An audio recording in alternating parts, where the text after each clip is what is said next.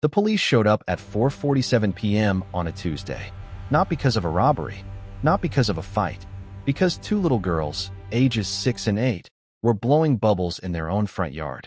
And one woman decided that was a problem. Her name was Diane Mercer, HOA President of Maplewood Estates for 11 consecutive years. The kind of woman who laminated her own business cards and handed them out at neighborhood barbecues nobody invited her to. She had a spreadsheet, an actual color-coded spreadsheet, of every violation she'd ever filed against every household on the block. 43 families. Over 200 violations in 3 years. But what she did to the Calloway family, that was something else entirely. Kevin Calloway moved into Maplewood Estates in the spring. Single dad. 2 daughters, Maya, 8, and Lily, 6. He'd saved for 4 years to buy that house.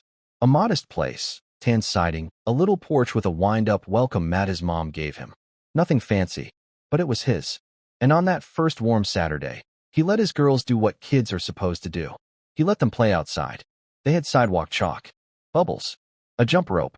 Lily kept running through the sprinkler in her rain boots because that's what 6-year-olds do when they think nobody's watching.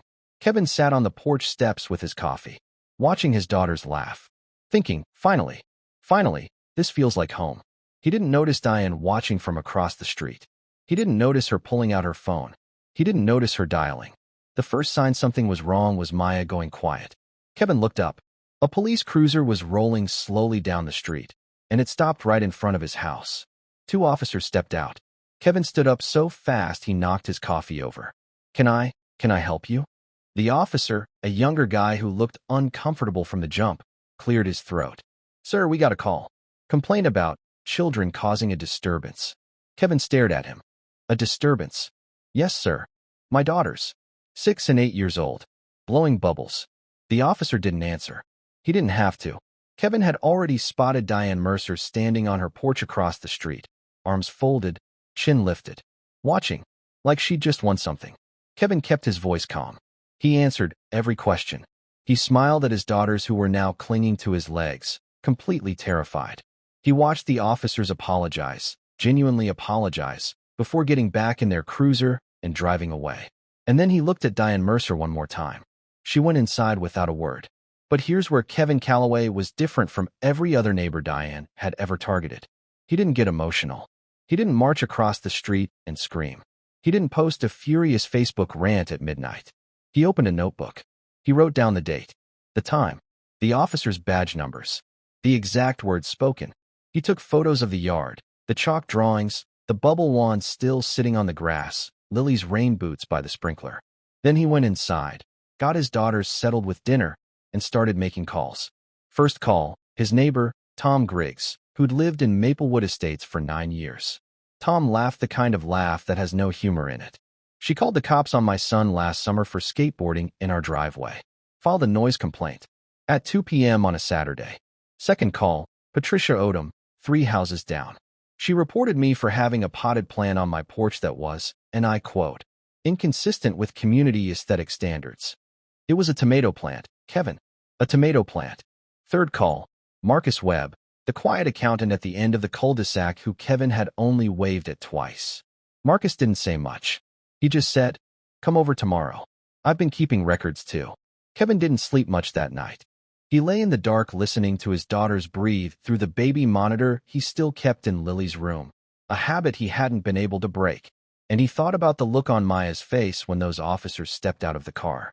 8 years old, standing in her own yard, suddenly feeling like she'd done something wrong.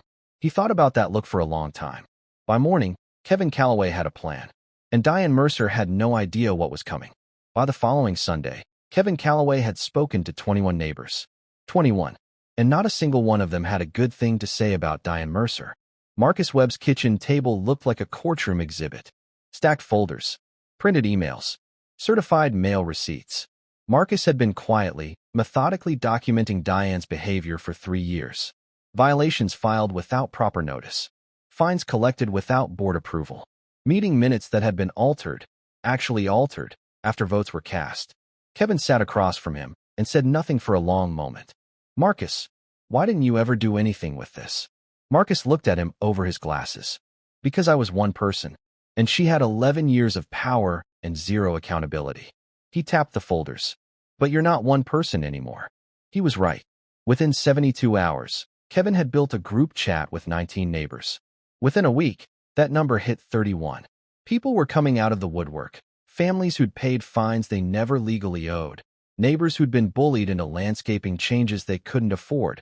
One elderly couple who'd received so many violation notices they'd actually started house hunting because they thought they might lose their home. That couple was Gerald and Ruth Simmons. Married 52 years. Gerald was 74, walked with a cane. Ruth kept a small ceramic frog by their front door, had kept one there for 30 years at every house they'd ever lived in. Diane had filed 4 separate violations over that ceramic frog. When Kevin heard that, something shifted in him. This wasn't just about his daughters anymore. This was a pattern.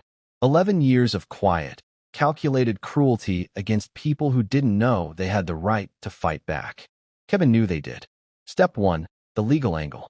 Kevin's college roommate, Daniel Park, was a property attorney in Chicago. Kevin sent him Marcus's entire folder on a Thursday night. Daniel called back Friday morning at 7 a.m. Kevin, some of these fines were collected outside the board approval process. That's not just an HOA violation. That's potentially misappropriation of funds. Do you know if she has sole access to the HOA account? Kevin didn't. But Patricia Odom's husband did. He'd served on the finance committee 4 years ago before Diane quietly dissolved it, without a neighborhood vote, and took over financial oversight herself. Daniel Park sent a formal letter to the HOA board the following Monday. It requested a full financial audit, a review of all violation notices issued in the past 5 years, and immediate suspension of any pending fines until the audit was complete.